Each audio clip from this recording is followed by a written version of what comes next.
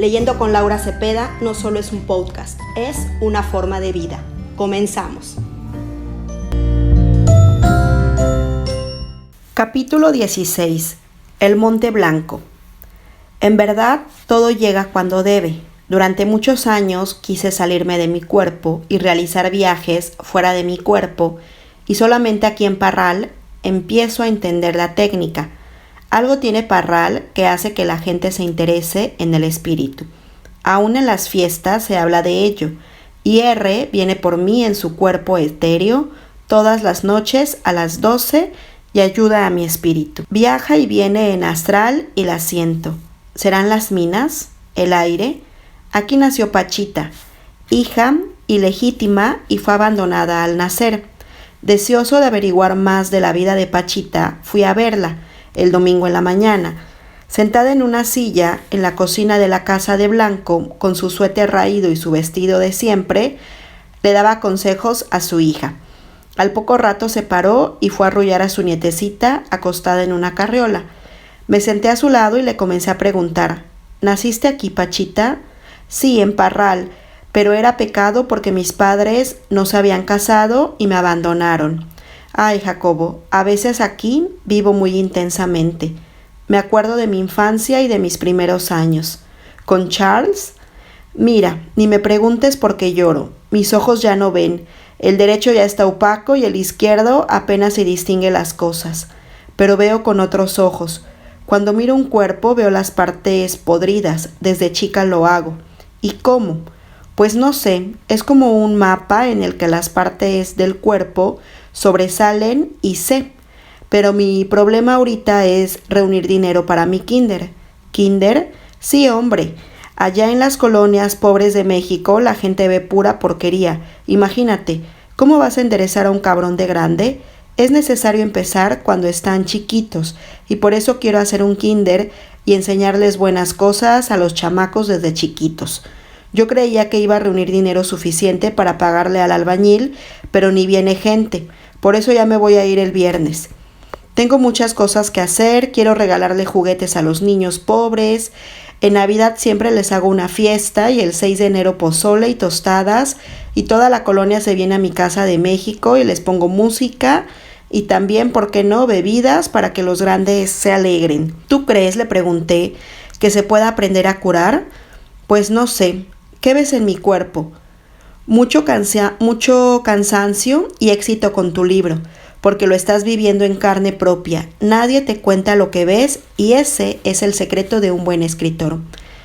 La juventud aquí es muy espiritual, le dije. Los muchachos viajan fuera de sus cuerpos. Puro cuento. No, Pachita, es cierto. ¿Y tú, Pachita, sales de tu cuerpo? Pues nada más hago un empujón y ya estoy afuera. ¿Y a dónde vas? Pues depende, cuando alguien me necesita voy a verlo, a veces lo hago para visitar lugares. Si vieras qué bonita es Siberia, cuando voy por allá me gusta regresar por el Monte Blanco, se ve muy bonito pero hace mucho frío. ¿Lo ves como aquí? Claro, veo todo, siento y huelo. ¿Te metes en otros cuerpos? Es muy necesario ser muy cuidadoso en eso, sobre todo no cruzarse. ¿Cruzarse? Hombre, cruzarse. ¿Y ves otras entidades? Pero están mejor que nosotros, son más puros. ¿Vas a otros planetas? A Marte y a la Luna y a Júpiter. ¿Hay vida en Júpiter? No. ¿Vas al Sol? No, allí es demasiado poderoso. Me gusta mucho visitar los cráteres de la Luna. Son muy bonitos, pero tengo que regresar a tiempo. ¿A tiempo? Sí, hay tiempo para todo y se debe respetar. ¿Alguien te dice cuándo regresar? Sí, Orión. Pachita no podía quedarse quieta por más de unos minutos. La seguí a la cocina y junto con Enrique hablamos de las operaciones. Yo platicaba lo que había visto y la más asombrada era Pachita. Oigan, nos preguntó de pronto, ¿cómo está esa viejita de 85 años que tenía un tumor en el estómago? Todos la habían desahuciado.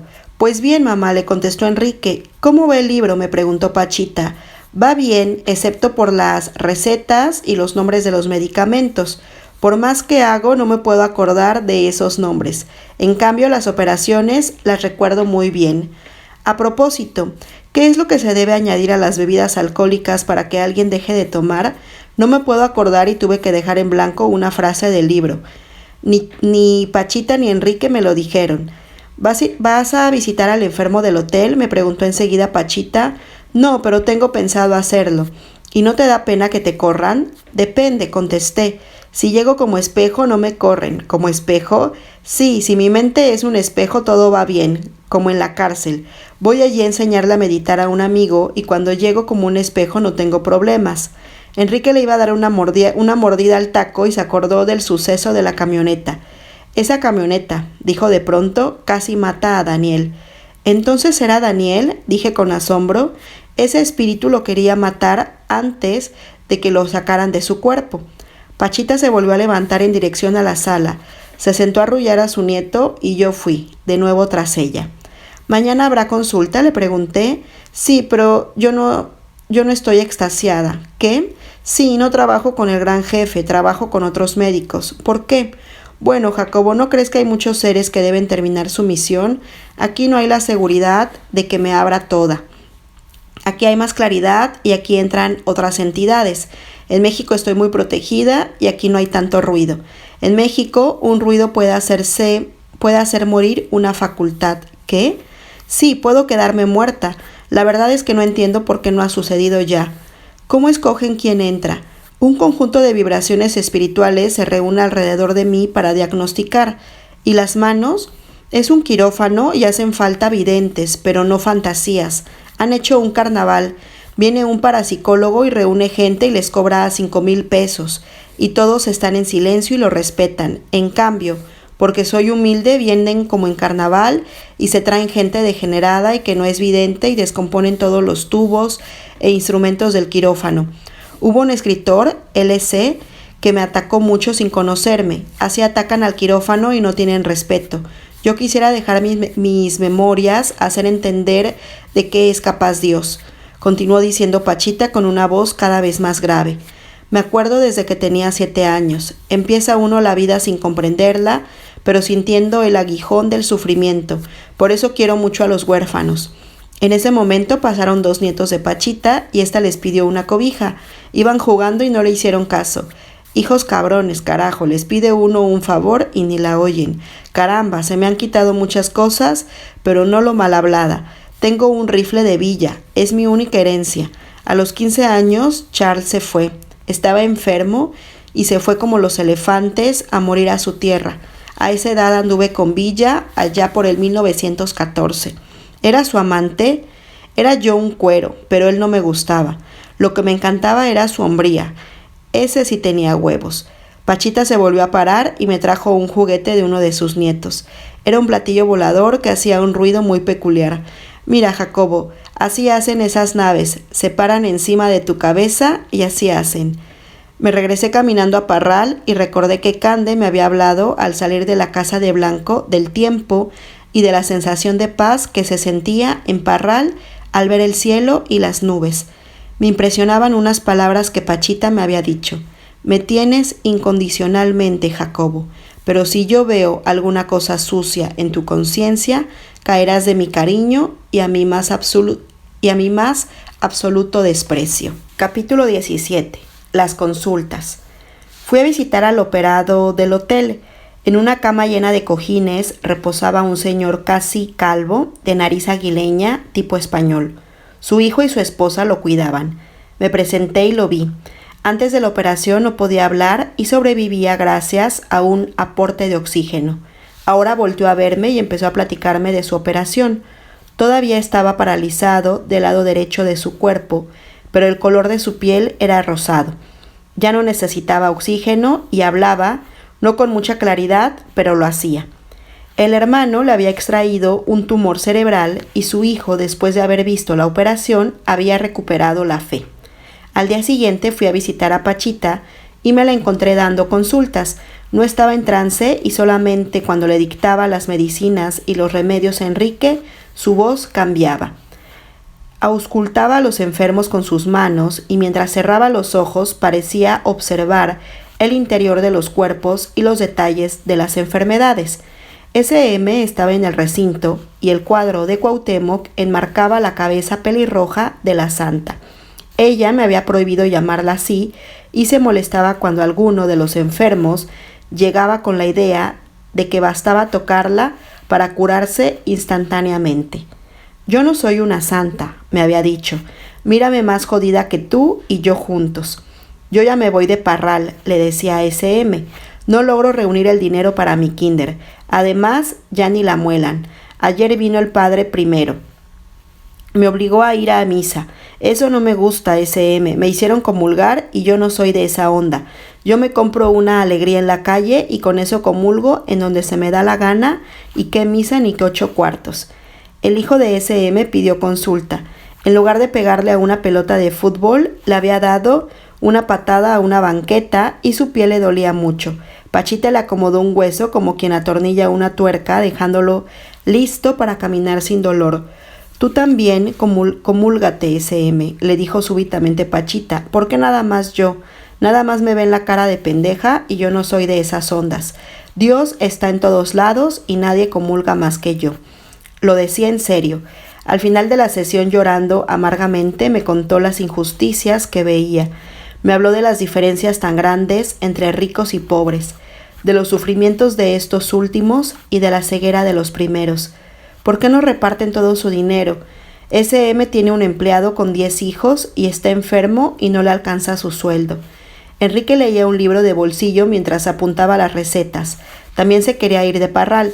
Extraño a mi equipo de fútbol, me dijo mientras dejaba a un lado su libro. Aquí me desespero mucho. Mientras tanto, una familia con 2 hijos había entrado al recinto. La mamá, una señora grande y obesa, se adelantó, saludó a Pachita y se descubrió el pecho. Tengo unas bolas aquí y estoy muy asustada. Pachita la auscultó y le preguntó si se había caído. No, contestó la mujer, las tenía en los 2 lados. Me salieron después de que me froté con una crema reductora. Todavía le doy de mamar a mi hijo y me duele mucho. Zarzaparrilla, raíz blanca 3 veces al día y papas. Le dictó Pachita a Enrique. Pomada roja después de la papa y que el muchacho mame al revés. Lo que tiene es agua, no cáncer, diagnosticó Pachita. Ahora le tocó el turno al marido. Tenía la piel muy maltratada y llena de llagas. Vaselina sólida, té de olivo como agua de uso. Después de recetarlo, Pachita le preguntó si acostumbraba a bañarse en presas o lagos. No, solo en baños públicos. Zarzaparrilla, gotas verdes, papaya en las heridas y polilla. ¿Conoces la polilla? Mira, consigues una madera muy apolillada, sacas la madera, comida de las polillas, las mezclas con pedacitos de papaya y agua de malva y te lo untas en la piel. Después entró una mujer, Pachita le tomó la mano y con los ojos cerrados presionó diferentes zonas de la misma. ¿Se sofoca? Usted suda por insuficiencia del páncreas. Camomila, perejil y mujiga de res. Se lo pones en su costado y al día siguiente se lo quita. Pasaron una mujer y su hija. Después de palpar a la primera, le recetó linaza y verdolaga para el estreñimiento. La niña tenía zafado un hueso de la cadera y Pachita la citó para operación el miércoles. Te va a doler un poquito, le dijo con dulzura, pero hay que acomodar la cadera para que ya te pase la sangre a tu pierna y puedas andar bien. Mi hija sufre, dijo la mamá, se burlan de ella y le dicen chueca. Así es la humanidad, mi preciosa niña, le dijo Pachita a la muchacha. Aún de tu misma edad te quieren tirar, pero tú debes perdonarlos. Entraron 2 muchachos, uno de ellos en silla de ruedas. Me dispararon y la bala me cortó la médula. Los médicos quisieron sacarla, pero me dijeron que un pedazo se había quedado dentro. 3 botellas de jerez, extracto de nuez de cola, aceite de nuez, manzanilla, ajenjo, savia y ruda. Vamos a ver si todavía tienes la bala. Pachita tocó la espalda con los ojos cerrados, volteaba la cara y parecía esforzarse por permanecer concentrada. No hay bala, pero los nervios están pegados a la columna. La sangre no baja y no sientes ni cuando orinas ni cuando defecas. El miércoles, si mi padre nos da licencia, te conectaremos tu nervio para que sientas tu orina. Para tus llagas, saca la madera apolillada, las juntas con pedazos de cáscara de papaya y malva y que tu hermano te aplique la mezcla en tus heridas. Después pasó una señora, nos miró muy apenada y se sentó frente a Pachita. Me duelen las piernas y la espalda y el cerebro. ¿Borracheras? Sí. Té de olivo para el resto de su vida como agua de uso. Eso te ayudará a tu circulación porque está muy deteriorada. La mujer salió y en su lugar una muchacha joven y ciega fue ayudada a sentarse por una amiga que la acompañaba. Con una lámpara de mano, Pachita alumbró sus ojos después de quitarle unos lentes oscuros que traía puestos. Está caliente. ¿Qué viste? Un clarito. Ha mejorado, dijo Pachita, nada más que no quiere abrir sus ojos. La acompañante dijo que desde la operación su amiga le había dicho que veía como rayos de luz y estrellitas como puntos luminosos. La mujer que siguió se quejó que no podía dormir. Ponte una palangana de agua debajo de la cama para que te chupe tus malos pensamientos y te deje dormir y así tu espíritu se sienta libre para mejorar. Déjalo que viaje a donde deba para arreglar tus asuntos. El siguiente enfermo me impresionó. Se trataba del operado del corazón. Su hermano dijo que comía bien. Su corazón andaba parejo. Primeramente Dios y para arriba buen hombre. Cuando vea agua en un arroyo, corte una flor roja y vea cómo el agua se la lleva. Esa es una buena medicina, le dijo muy seria Pachita. El padre del operado, un viejito que no oía de un lado y que también fue operado, se adelantó. Me duele mi ojo y todavía no oigo. Si quiere se lo componemos, le dijo Pachita, pero usted dijo que prefería seguir sordo y ya no sufrir dolor con el cuchillo. Yo había estado tomando notas y cansado dejé de hacerlo por un momento. Pachita volteó a verme y me acusó. A ver si trabajas, huevón. Me reí y tomé la pluma para notar que una viejita con el cuello hinchado regañaba a Pachita. Me operaste y mira, estoy igual. Pero ya no te duele, ¿verdad, madrecita? Pero está igual de hinchado. ¿Ahora qué hacemos? Pues vamos a mocharle su pescuezo. ¿Qué me va a hacer? Pues mocharle su pescuezo. Bueno, oiga, Pachita, le dijo la mujer, véngase a Canotilla o mejor a Durango, a la hacienda de Villa. Allí vivía la mujer y la dirección fue una respuesta a una pregunta de Pachita. ¿Ya reconstruyeron la casa de mi viejo? Sí. Bueno, para que quede como museo. A un señor que pasó después, Pachita le detectó una úlcera. Está usted anémico y tiene úlcera, le dijo. Venga el miércoles y se la quitamos. ¿Y cuándo me va a costar? 80,000 pesos. Ay, se quejó el hombre, no tengo dinero. No, hombre, no me pague nada, me paga cuando se cure. La próxima vez que venga yo a Parral, entonces sí lo persigo para cobrarle. Después entró el americano de la rodilla postiza. Es necesario quitarle la osteomelitis, les dijo Pachita a su acompañante y traductor. Dile que venga el miércoles y lo operamos. Después, un señor con sus ojos malos. Necesita usted lavarse los ojos con manzanilla. Venga el miércoles para quitarle la catarata que trae en el ojo. Un señor muy cansado y con una curación en su cuello entró más tarde. Traía una carta. Léela, Enrique, le dijo Pachita a su hija. A su hijo, léela porque yo no sé leer. Tiene un pulmón enfermo. Cáncer, le dijo Pachita. Cáncer en el pulmón. Pachita le palpó la espalda y le pidió que hablara. Hierba para la tos en leche, alumbre en agua. Vamos a operar ese pulmón. Venga usted el miércoles. Berenjena y gotas verdes. Le había comprado una grabadora a Pachita para que oyera música y grabara sus memorias. Le había ahorrado un dinero para su kinder y le entregué ambos presentes cuando nos quedamos solos después de las consultas. Me miró y empezó a llorar. Yo también lloré y en ese estado me despedí de Pachita. Capítulo 18. La individualidad. La oscuridad asociada con la activación de un fenómeno electromagnético de baja frecuencia no es la misma oscuridad que la que se asocia con un fenómeno electromagnético de altísima frecuencia. Todo tiene vida propia y el aquí, el allá y el más allá son lo mismo. Existe un lugar en este planeta que guarda tal energía que quien vive allí reconoce una fuente inagotable de creatividad fluyendo a través de sí mismo. Quien haya vivido en Tepoztlán sabe de qué hablo.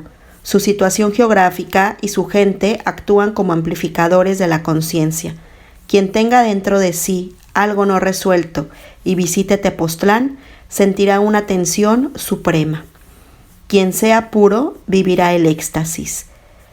Recuerdo que después de vivir un año en Nueva York haciendo investigaciones cerebrales y completamente decepcionado por la imposibilidad de penetrar en la conciencia utilizando la tecnología psicofisiológica contemporánea, decidí buscar un lugar adecuado para recorrerme a mí mismo. Fui a dar a Tepoztlán. Encontré allí a Rita, mujer extraordinaria que me enseñó la inexistencia de la dicotomía externo-interno, y a John, quien me introdujo en la conciencia de la unidad.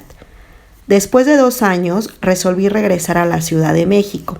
He vivido otros años en la ciudad y el constante lidiar con estructuras rígidas me han alejado del verdadero ser.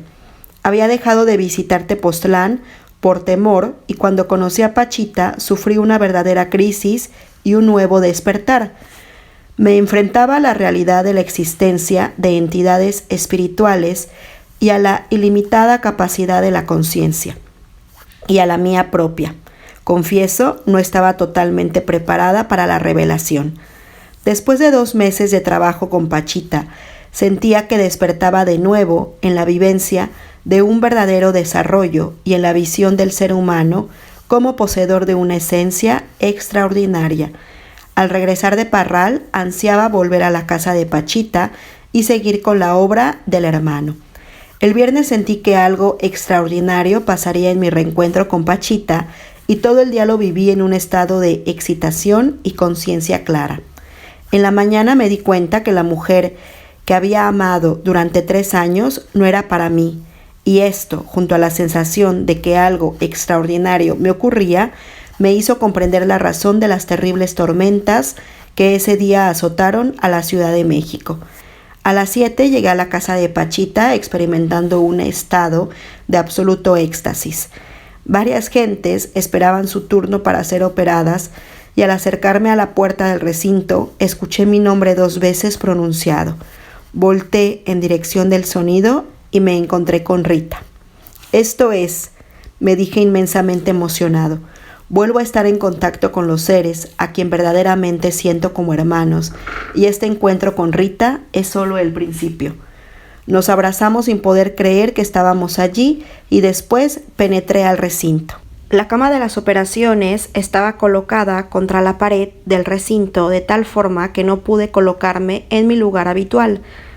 Me paré junto al cuerpo de Pachita y me di cuenta que el hermano estaba creando un ambiente de extrema serenidad y calma. Nos saludamos y con una voz muy profunda me explicó que la zona cercana a la pared se había purificado y por ello la cama de operaciones había sido cambiada de posición. Mi carne, continuó el hermano, estaba muy triste porque creía que ya no vendría más. ¿Cómo crees? ¿Cómo crees? Acerté a decir pensando para mí que nunca abandonaría a Pachita. Iba a decir que adoraba a esa mujer, pero no me atreví. Eres un llorón, me dijo a continuación el hermano, un verdadero chillón. Se refería a la despedida de Parral y sintiéndome cohibido, intenté explicarle que ver llorar a Pachita me producía tal dolor que tenía que acompañarla en su llanto. Pero tampoco se lo dije, aunque estoy seguro que captó mis pensamientos. «Qué tristeza tan grande, ¿verdad, Jacobo?» «Vivimos mucho dolor en Parral», le contesté, «y mucha hipocresía». El hermano bromeó diciendo que yo estaba deseando regresar a Parral y que solo esperaba la más mínima oportunidad para retornar allá. Todos reímos y nos preparamos para las operaciones. Candelaria ocupaba la posición de afanadora y se ocupaba de cortar algodones y empaparlos de alcohol cuando llegó el primer enfermo. Si recuerdo mis primeros días al lado del hermano y los comparo con mi visión presente, me asombro de mis cambios. Al principio me costaba un trabajo terrible pensar que el hermano existía como una entidad independiente y conservando su individualidad. Mi concepción del nivel espiritual era el de un indiferenciado y omnipresente estado, en lo que lo individual, en lo que lo individual desaparecía para dar lugar a la unidad. A pesar de haber visto a don Lucio hablar con espíritus y de haber desarrollado toda una técnica para recuperar la memoria de vidas pasadas, la bauticé como técnica de análisis reencarnacional, no había logrado aceptar la existencia de lo individual más allá del plano orgánico. Después de casi 2 meses, esa idea ya no existía. Había visto tantos casos de daños y oído tanto al hermano que por fin acepté.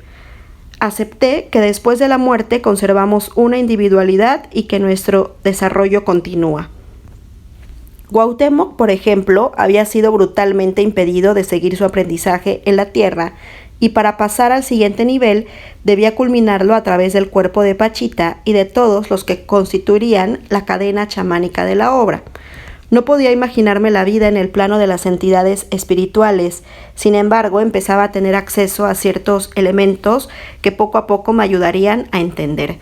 Uno de ellos sucedió al final de la sesión de operaciones que describiré más adelante. El cuerpo de Pachita ocupó un banco junto al altar y se despidió rápidamente de los que nos encontrábamos en el recinto. Levantó su brazo derecho y nos anunció que debía irse, pues tenía una misión muy urgente por cumplir.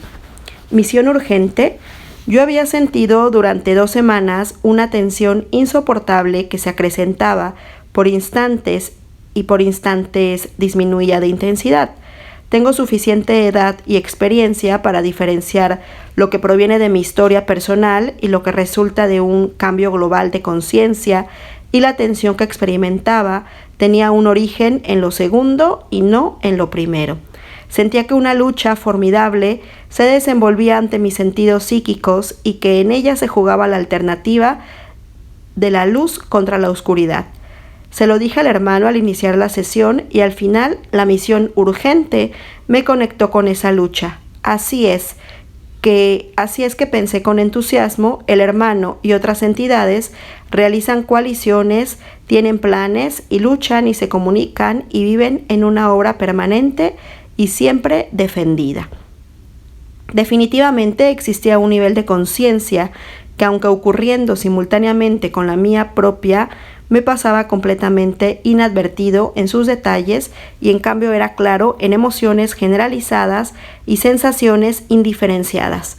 Nunca tuve tanta claridad de tal experiencia como en esos días después de regresar de Parral. Deseaba establecer contacto con ese nivel de realidad y ser capaz de ver más profundo y claro lo que el hermano hacía. Creo que esa fue una de las razones que me impulsaron a ir a Tepoztlán.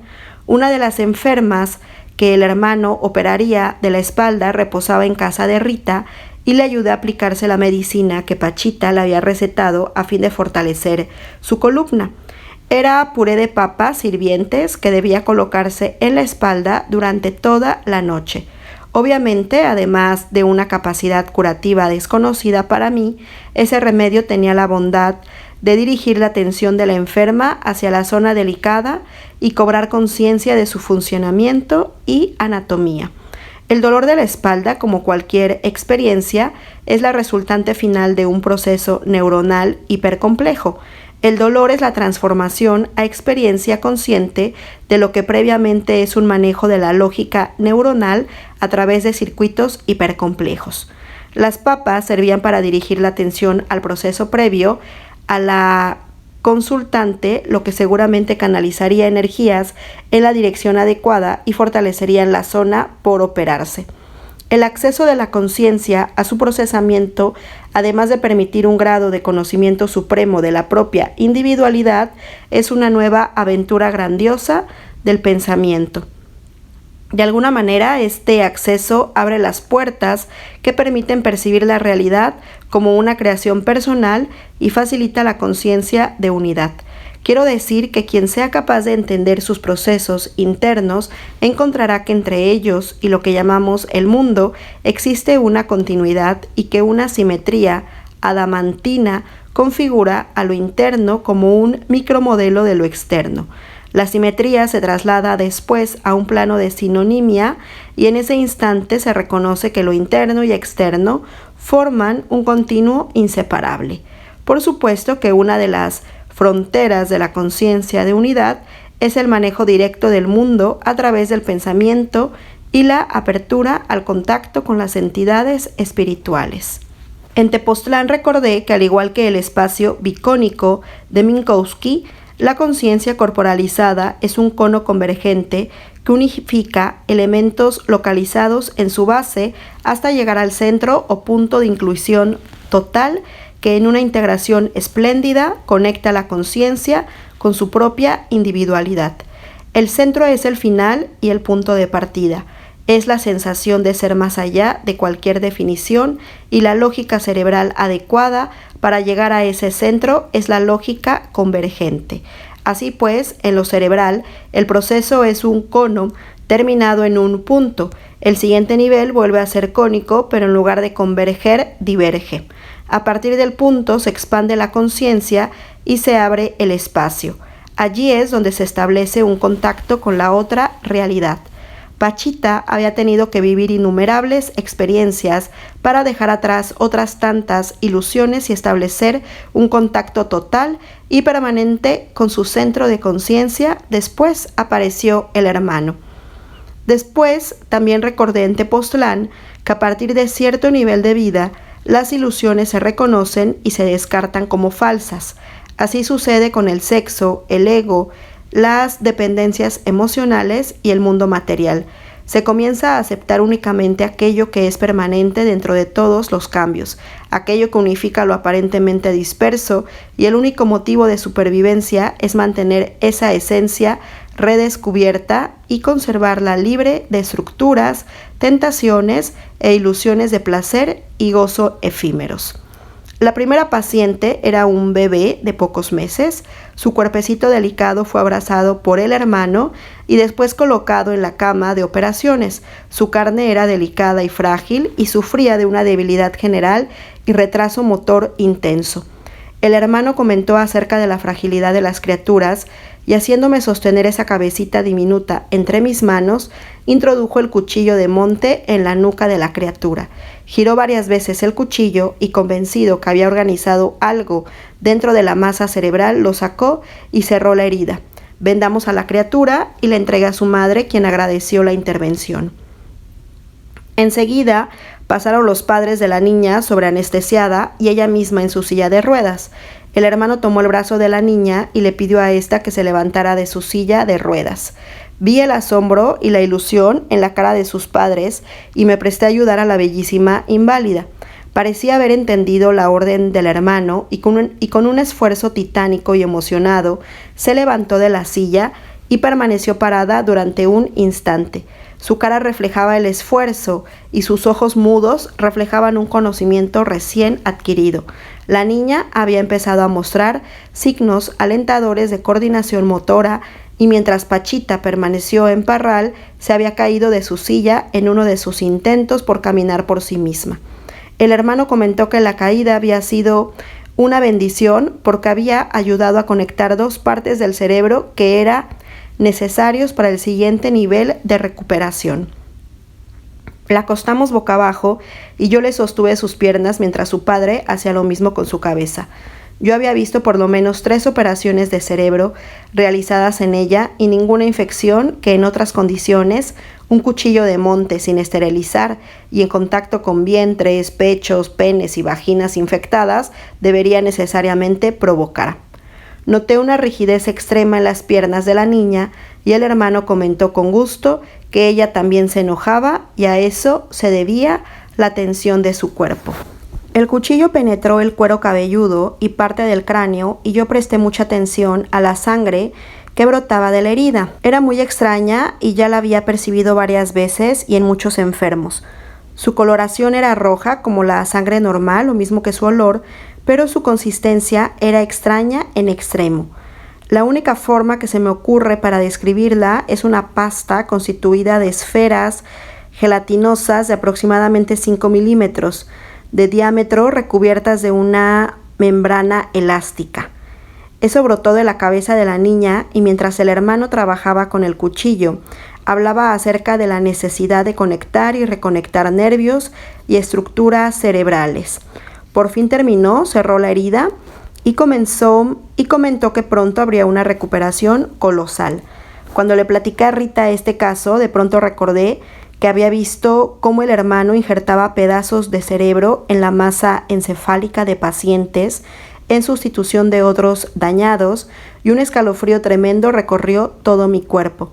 Colocar pedazos de cerebro como injerto era trasplantar parte de la conciencia de varias personas a otra por lo que la recuperación de esta última necesariamente debía ser distinta a la esperada sin las partes ajenas. ¿Qué sucede con la conciencia así injertada? ¿Quién es el que despierta?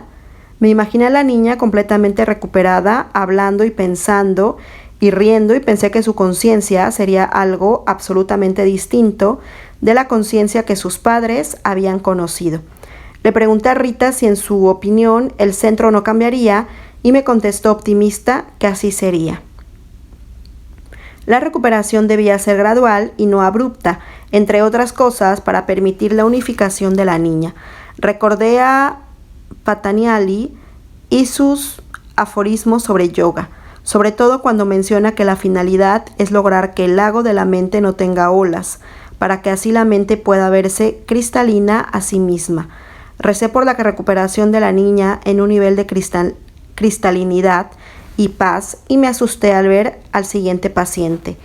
Era una señora espantosamente hinchada.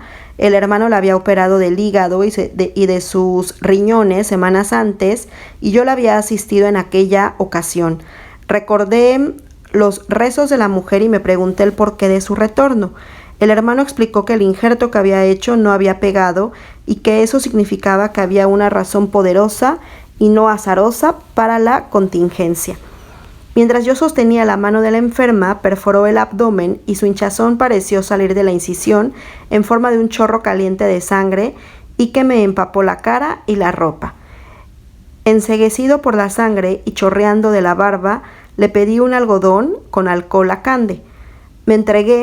Me restregué y supe que también debía haber una razón para ese bautizo en sangre, pero no supe dar la respuesta al porqué.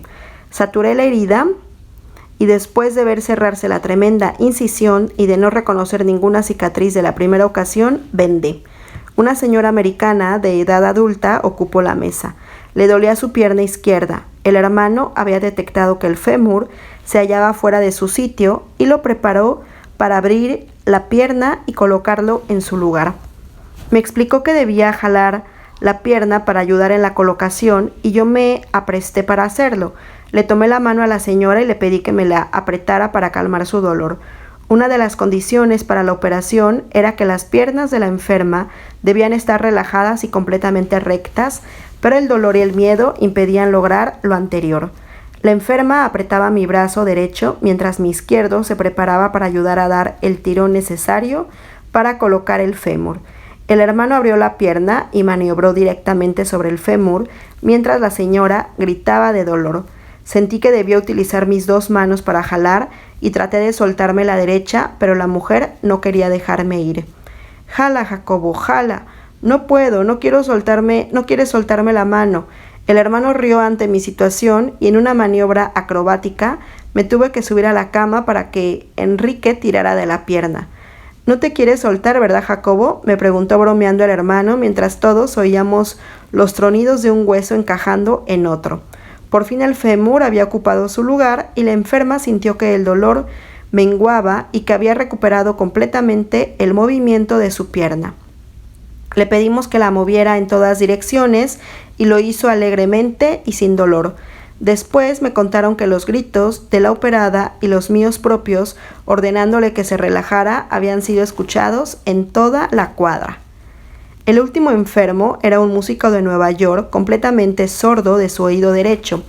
Rita lo había traído y curiosa asistía a la intervención. Nos saludamos dentro del recinto y el hermano, tras hacer un campo alrededor del oído, introdujo casi todo el cuchillo a través del mismo. Iba, en sus términos, a abrir el caracol para devolverle la función al oído. La operación duró largos minutos y no fue concluida hasta que Stan indicó que escuchaba algo levemente. Vendé la cabeza y recordé que Enrique me había regañado varias veces y con toda razón por dejar sueltas las vendas. En Tepoztlán vi a Stan en casa de Rita. El vendaje le daba una apariencia de un Van Gogh, venido a menos y preocupado por su recuperación. Al verlo, me vino la imagen de la bebé operada de su cabeza. Recordé que el hermano le había inyectado líquido cefalorraquídeo y que había pedido una sonda de plástico. Había introducido esta última al cerebro, mientras que el otro extremo se lo había colocado en la boca para chupar o quizás inyectar un líquido rojizo que parecía sangre. Nunca había visto esa maniobra y en mi asombro nunca supe si la sangre provenía del cerebro de la criatura o de la boca de Pachita. No sé porque la vista de Stan me recordó la sonda, pero así fue. Conversé con Stan y le hablé de mi libro, y él se emocionó enormemente. Quiero hacer una película de Pachita, me dijo con intensidad, y quiero saber si podemos usar tu libro como guión. Debo preguntarle eso a Pachita y al hermano. Sin su autorización no puedo aceptar tu propuesta, pero si ellos están de acuerdo yo también lo estaré. Confieso que la idea de hacer una película me espantó y esperé al miércoles para preguntarle al hermano su opinión. En Tepoztlán me encontré con vibraciones maravillosas y con gentes interesadas en el desarrollo de la conciencia.